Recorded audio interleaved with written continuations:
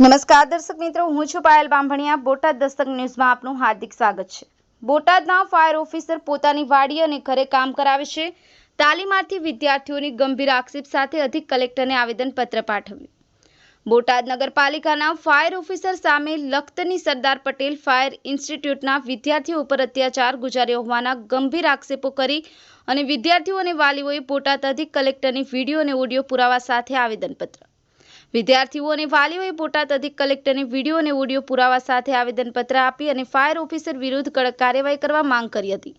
તો તાલીમાર્થી વિદ્યાર્થીઓએ કરેલા આક્ષેપો પાયાવિહોણા ગણાવી હતી તેમ બોટાદ ફાયર ઓફિસરે પ્રતિક્રિયા આપી હતી।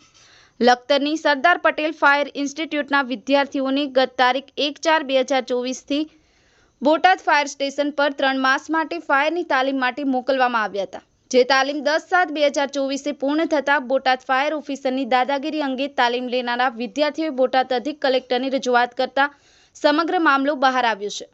બોટાદ ફાયર ઓફિસર રાજુભાઈ ધાંધલ તાલીમ લેવા આવેલા વિદ્યાર્થીઓને તાલીમ આપવાના બદલે વિદ્યાર્થીઓ પાસે દબાણ કરી અને પોતાના ખેતરનું અને ઘરનું કામ કરાવતા હતા। તેમજ વિદ્યાર્થીઓ પાસેથી ઘર માટે પૈસા આપ્યા વિના કરિયાણું મંગાવતા તેમજ વિદ્યાર્થીઓ પાસે ઘર માટે પંજાબી જમવાનું મંગાવતા અને પૈસા વિદ્યાર્થીઓ આપતા હતા તેમજ સરકારે આપેલી સ્ટેશનની ગાડીથી ખેતરે લેવા મૂકવા માટે ઉપયોગ કરવામાં આવ્યો હતો। તેવા ગંભીર આક્ષેપો સાથે વિદ્યાર્થીઓ અને વાલીઓએ બોટાદ અધિક કલેક્ટરની વિડીયો અને ઓડિયો પુરાવા સાથે આવેદનપત્ર આપી અને તાત્કાલિક ફાયર ઓફિસર વિરુદ્ધ કડક કાર્યવાહી કરવા ઉગ્ર રજૂઆત કરી હતી। તેમ ફાયરના તાલીમાર્થી વિદ્યાર્થી આશિષ કાલિયાએ આવેદનપત્ર આપી અને તાત્કાલિક ફાયર ઓફિસર વિરુદ્ધ કડક કાર્યવાહી કરવા ઉગ્ર રજૂઆત કરી હતી।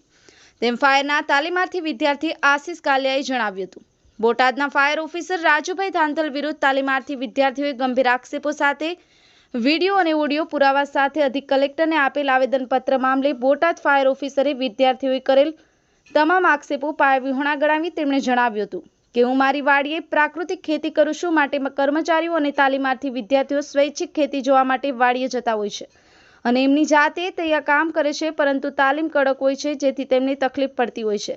તેમજ કેટલાક તાલીમાર્થીઓને અહીં આવવું ન હોય અને ઘરે બેઠા હાજરી પૂરવી હોય છે, તે હું ચલાવતો ન હોય એટલા માટે મારા પર આવા ખોટા આક્ષેપો કરવામાં આવે છે, તેમ બોટાદના ફાયર ઓફિસર રાજુભાઈ ધાંધલે પોતાની પ્રતિક્રિયા આપી હતી।